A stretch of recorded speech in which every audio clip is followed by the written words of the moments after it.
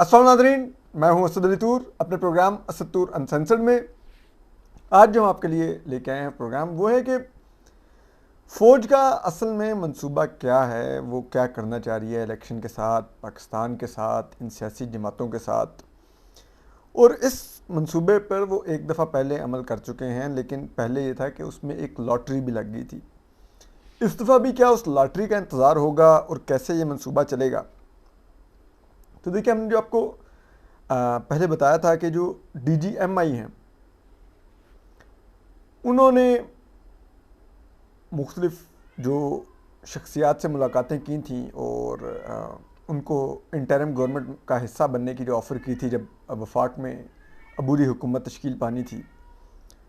तो उस गुफ्तगू में और उस बातचीत में उन्होंने हमने आपको ये ख़बर दी थी, अगर आपको याद हो, आज से तकरीबन ये इंटरिम गवर्नमेंट वजूद में आने से तकरीबन 3-4 दिन पहले, कि वो 18 माह की अबूरी हुकूमत उनको ऑफ़र कर रहे थे। अब वो नून लीग वाले तो कह रहे हैं कि नहीं नहीं, फरवरी में इलेक्शन है, आप देखें आगे जा ही नहीं सकते। पीपल्स पार्टी कह रही है नहीं, नवंबर में ही करवाओ। लेकिन वो DGMI जो थे वो 18 माह की हुकूमत ऑफर कर रहे थे। और अभी आप देखिए कि अगर ये इलेक्शन फरवरी में होने तो वो कितने माह की हुकूमत बनती है? वो बनती है तकरीबन ये अगस्त, सितंबर, अक्टूबर, नवंबर, दिसंबर, जनवरी, फरवरी, तकरीबन 7 माह की। ठीक है। लेकिन अब वो जो खबर दी जा रही है अंसार वासी साहब की तरफ से, जो जिसकी तरदीद वैसे तो इलेक्शन कमीशन कर रहा है, वो क्या कह रहा है? जो साबिक सेक्रेटरी हैं कंवर दिलशाद जो इलेक्शन कमीशन के, वो कह रहे हैं कि जी मई में होंगे। अगर मई में होंगे तो फिर आप देखिए ये 7 माह थे, मार्च 8, अप्रैल 9 और मई 10। तो अब ये है कि अब आहिस्ता आहिस्ता ये फिलर्स छोड़े जा रहे हैं रद्द-ए-अमल जानने के लिए, मूड जानने के लिए और जहन बनाने के लिए। इस दौरान में मंसूबा तो वही 18 माह का है जो फ़ौज के जहन में है। और इस मंसूबे को अगर आप मिला के पढ़ें तो जो पिछले दिनों खुर्रम हुसैन साहब ने जो लिखा है वो बड़ा फैसिनेटिंग है। खुर्रम हुसैन डॉन के कॉलमिस्ट हैं, बहुत अच्छे इकोनॉमिस्ट हैं और आई मस्ट एडमिट कि मुझे जो इकॉनमी की सिर्फ अलिफ का भी एक नुक्ता नीचे से, एक नुक्ता नहीं, कोना जो नीचे का मुझे पता है ना, अलिफ बे पे तो बहुत लंबी है, मैं सिर्फ अलिफ के एक कोने की अगर बात करूँ, मुझे अगर इकॉनमी का समझ आता है तो मैं खुर्रम हुसैन साहब को पढ़ता हूँ। या मुझे अगर इन्फॉर्मेशन चाहिए होती है कि क्या इस वक्त चल रहा है तो वो शहबाज राना साहब की स्टोरीज से आपको मिलता है। लेकिन खुर्रम हुसैन साहब की इस क्वालिटी है कि वो बहुत ही सादा लफ्ज़ों में आपको बयान करते हैं। मुझ जैसे एक ले मैन को जिसकी अकल बहुत ही महदूद है, उसको कम से कम खुर्रम हुसैन साहब के आर्टिकल पढ़ के कुछ समझ आती है कि क्या हो रहा है। और फिर ये कि खुर्रम हुसैन साहब बड़े हिस्टोरिक बहुत अच्छे रेफरेंसेस देते हैं जो कि आपको चीज़ों को बहुत ज़्यादा इजीली रिलेट करने में मदद देते हैं। तो जो खुर्रम हुसैन साहब ने बात लिखी, हम अभी आगे जाकर आपको मंसूबा बताते हैं कि वो क्या है, इन सियासी जमातों के साथ क्या करना है। वो बड़ी फैसिनेटिंग है। वो ये है कि जब जनरल परवेज़ मुशर्रफ ने, जो गद्दार फ़ौजी आमिर थे और मफरूर रहे और बैरून मुल्क मरे, तो जब उन्होंने 12 अक्टूबर 1999 को एक मुंतखब हुकूमत जो मियां नवाज शरीफ की थी उसका तख्ता उल्टा, तो उस वक्त पाकिस्तान पर आलमी पाबंदियाँ लगी हुई थी। ठीक है। और वो आलमी पाबंदियाँ हमने जो एटमी धमाके किए थे उनकी वजह से लगी हुई थी। अब पाकिस्तान में जो फॉरेन इन्वेस्टमेंट थी बहुत नीचे आई हुई थी। जो यहाँ का अपना जो कारोबारी तबका था, सनतकार था, उसका भी जिसे कहते हैं बहुत ज़्यादा मोराल डाउन था, क्योंकि मियां नवाज शरीफ की हुकूमत ने dollar accounts, foreign currency accounts freeze किए। तो उससे बड़ा एक एतमाद का फुकतान था जो इन्वेस्टर तबका था, चाहे वो फॉरेन था या लोकल था। तो ऐसे में जनरल परवेज़ मुशर्रफ ने कारगिल के एक मिस एडवेंचर के बाद, जिसमें उन्होंने हज़ारों पाकिस्तानी फ़ौजी कीमती माओं के बेटे शहीद करवाए, उसके बाद उन्होंने एक मुंतखब हुकूमत का भी कत्ल कर दिया। तो जब जनरल परवेज़ मुशर्रफ इक़्तिदार में आए तो ज़ाहिर बात है पाकिस्तान के फॉरेन रिज़र्व बहुत नीचे थे, इकॉनमी की हालत बहुत ख़राब थी।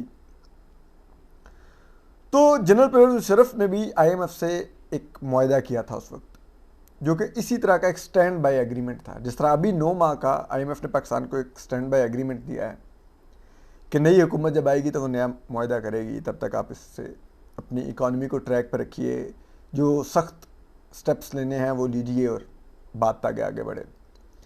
सेम वे में उस वक्त जनरल परवेज़ मुशर्रफ की हुकूमत को भी, जो पाकिस्तान क्योंकि डिफ़ॉल्ट के करीब पहुंचा हुआ था तब भी, तो एक IMF ने स्टैंड बाय प्रोग्राम दिया था 9 माह का। तो आप देख रहे हैं कि तमाम यूं ही सूरत हाल थी।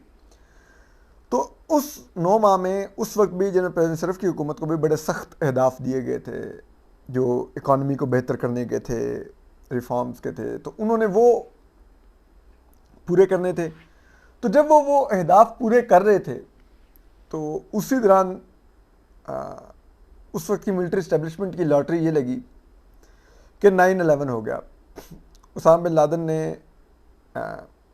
अफ़गानिस्तान से जो एक मंसूबा बनाया और अमेरिका में जो दहशतगर्दी का एक संगीन और बदतरीन वाक़या किया, जिसमें 4000 के करीब अमरीकी शहरी उसमें जिसे कहते हैं उनका उन्होंने कत्लेआम किया, वो शहीद हुए उधर बहुत से। तो वो ये अब उसामा बिन लादेन के उस दहशतगर्दी की वजह से अमेरिका को पाकिस्तान की ज़रूरत पड़ गई। पाकिस्तान तो हमेशा से हम तो तैयार होते हैं कि सानू नोट विखा साडा मूड बने, तो हमने अड्डे दिए, सब कुछ हुआ, वॉर ऑन टेरर में हम फ्रंट लाइन स्टेट बन गए। उसके बाद ना सिर्फ कि हमें कोलिशन सपोर्ट फंड की सूरत में हमें अमेरिका और मगरब से इमदाद मिलने लग गई, बल्कि हमें रियायती कर्ज़े मिलने लग गए, पाकिस्तान को रियायती ट्रेड एक्सेस मिली आलमी मार्केट्स तक। तो मईशत का साइकिल चल निकला। और इसी 3 साल के दौरान जो जनरल मुशर्रफ ने एक और काम किया कि 99 के कू के बाद उन्होंने सुप्रीम कोर्ट के जजेस को साथ मिला के एक फ़ैसला लिया। उस वक्त के जो चीफ जस्टिस थे इरशाद हसन खान, उस बेशरम शख्स ने जनरल मुशर्रफ को ये दिया कि आप ना सिर्फ 3 साल बगैर आइन के हुकूमत कर सकते हैं, बल्कि आप आइन में तरमीम भी कर सकते हैं।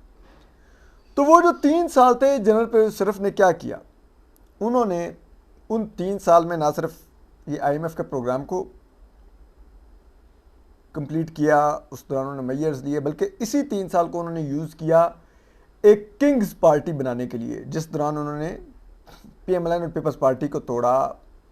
पीपल्स पार्टी में पीपल्स पार्टी पैट्रियट बनाई, PMLN तोड़ के PMLQ बनाई, और वो फिर 2002 में जो इलेक्शन हुए अक्टूबर में, उसमें फिर ये पार्टियां जीती, इनको उन्होंने जितवाया। इनफैक्ट रिग वो इलेक्शन थे हर तरह से, और उस दौरान नून के उन्होंने तमाम इलेक्टेबल्स छीन के उसमें शामिल कर दिए, पीपल्स पार्टी में फॉरवर्ड ब्लॉक बना दिया। तो ये करके उन्होंने एक हुकूमत बना ली, एक सो कॉल्ड, और वो उसके सर पे मुल्क चलने लग गए, और पैसा फिर आया जा रहा था। सेम अभी हो रहा है। अब आप देखिए कि एक स्टैंड बाय एग्रीमेंट हमें IMF से मिल गया। पाकिस्तानी फ़ौज अपनी हुकूमत ले आई है। ये जो इंटरिम गवर्नमेंट है, आपको इसको बेसिकली फ़ौज की हुकूमत समझना होगा। ये फ़ौज की ही हुकूमत है। जब अनवारुल्लाह काकड़, जिनकी अपनी कोई हैसियत नहीं है, मतलब ये मैं 2 टके का वर्ड यूज़ नहीं कर सकते, क्योंकि टका पाकिस्तानी रुपए से ज़्यादा वैल्यू वाला है, पाकिस्तानी रुपए की कदर टके से भी कम है, तो ये इनकी 2 रुपये की भी वैल्यू नहीं है, ठीक है। ये सरफराज बुगटी, इनकी भी हैसियत पाकिस्तानी फ़ौज के एक डब्बू से ज़्यादा की नहीं है। बाकी आप उठा के देख लीजिए इस कैबिनेट में जो लोग हैं, नोबडी इज़ लाइक, सब यही लोग हैं। हमारे भी 2-3 मेरे भी दोस्त इस कैबिनेट में जाके बैठ गए हैं, अफसोस जुता है, ठीक है, उनकी चॉइस है कि उन्होंने अपना सारी उम्र उन्होंने जो थी गुजार के एंड में ये काम किया, मर्जी है उनकी। तो वो अब ये फ़ौज अपनी हुकूमत ले आई है, ठीक है, अपना प्राइम मिनिस्टर है, अपनी कैबिनेट है, सारे अपने मिनिस्टर्स हैं, सब कुछ है। अब वो जितना मर्जी इलेक्शन खींचना चाहें वो खींच सकते हैं, और उसी के लिए उनको इस पीरियड के दौरान अगर वो 18 माह ये हुकूमत चलाना चाहते हैं इंटरिम गवर्नमेंट, तो इस 18 माह में जो फ़ौज का हदफ आपको नज़र आ रहा है वो ये है कि इकॉनमी को स्टेबल किया जाए, जिसके लिए सख्त महंगाई की जा रही है। पेट्रोल ऑलरेडी 291 रुपये कुछ पैसे पे पहुंच गया हुआ है, डॉलर 300 क्रॉस कर गया है, महंगाई की शरह आसमानों पर जा रही है। ठीक है, बिजली के बिल इस दफ़ा ऐसा है कि लोगों को समझ नहीं आ रही कि वो चीखें मारें कि टकरें मारें कि खुदकुशियाँ करें।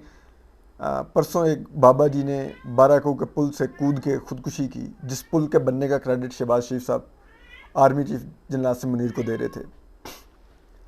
तो अब ये जो लोग महंगाई की इस चक्की तले दब रहे हैं, ये बुनियादी तौर पे फ़ौज की लाई हुई एक हुकूमत और फ़ौज की पॉलिसी के तहत दब रहे हैं।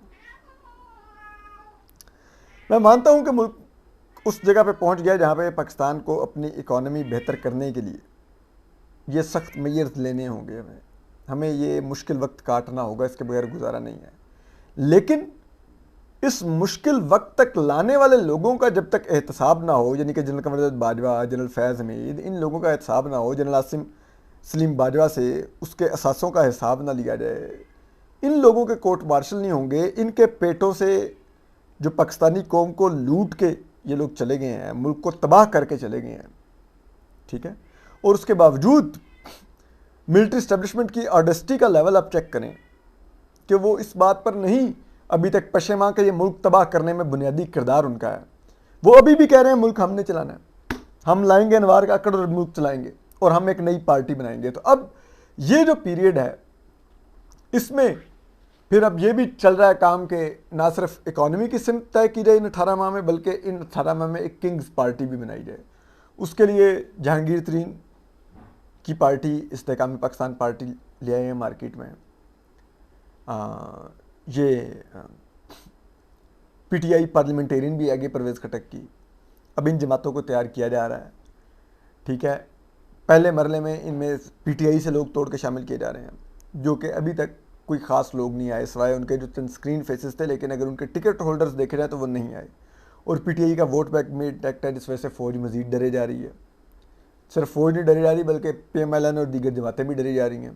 पीपल्स पार्टी, सब लोगों को खौफ है कि यार पीटीआई में खा जाएगी, क्योंकि नो डाउट वो इस टाइम एक पॉपुलैरिटी इंजॉय कर रहे हैं, उनका वोट बैंक तो ऊपर गया हुआ है, शूटअप हुआ हुआ है। और ये सब महंगाई की वजह से इस वक्त लान तान का शिकार हैं ये जमातें। और फिर ऊपर से जिस तरह की इंटरिम गवर्नमेंट ये ला के गए हैं, वो इंटरिम गवर्नमेंट अब जो गंदा स्टेप लेगी वो इन सियासी जमातों के क्रेडिट में जाएगा। अगर इनको लगता है कि लोग भूल जाएंगे कि नहीं ये तो महंगाई अनवार काकड़ ने की है, लोगों को पता है अनवार काकड़ की कोई हैसियत नहीं है, ही इज़ नोबडी। तो अब इस सब में वो मंसूबा ये है कि इन जमातों को जो अब इनके हाथ पैर फूले हैं, वो ये है कि अब सिर्फ पीटीआई के लोग तोड़ के इन जमातों इस इस्तेहकाम पाकिस्तान पार्टी और पीटीआई पार्लियामेंटेरियन में शामिल नहीं किए जाएंगे। अगले मरले में PMLN पीपल्स पार्टी के लोग भी तोड़ जाएंगे। पीपल्स पार्टी के सिंध से बहुत से पार्लियामेंटेरियंस का नाम नो फ्लाई लिस्ट पर डाल दिया गया है, ECL पर नहीं डाला गया। मुख्तलिफ लिस्ट हैं, एक ECL होती है एग्जिट कंट्रोल लिस्ट और एक है नो फ्लाई लिस्ट। तो उनका नाम नो फ्लाई लिस्ट पर डालकर उनके बाजू मरोड़ने शुरू कर दिए हैं, जिस वजह से पीपल्स पार्टी की चीखें भी निकल रही हैं। तो मंसूबा अब इन सबको भी नज़र आ रहा है कि यार ये अगर आगे चला तो ये तो हमें तोड़ेंगे और इस तरह अपनी मर्ज़ी की जमात बनाएंगे और फिर अगला इलेक्शन करवाएंगे और उस इलेक्शन में उस जमात को तमाम सीटें दिलवा देंगे और उसके सेंटर में गवर्नमेंट बना के हम सारे बाहर बैठ के मुंह देखते रह जाएंगे।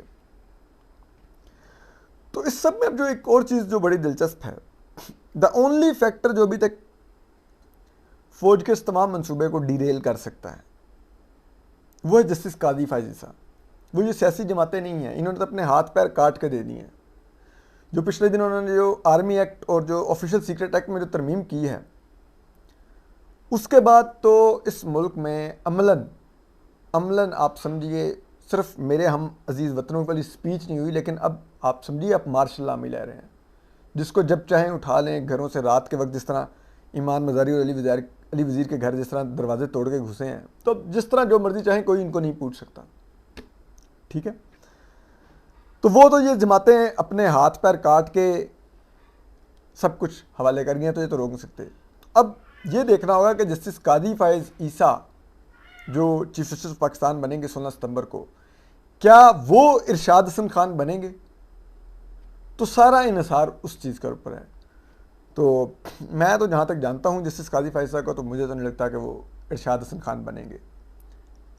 जो शख्स शाहराह दस्तूर की 2-3 किलोमीटर के स्ट्रेच के ऊपर आइन और कानून के लागू होने में के बारे में बहुत ज़्यादा कॉन्शियस हो, वो क्या मुल्क के अंदर आइन और कानून लागू होना नहीं देखना चाहेगा?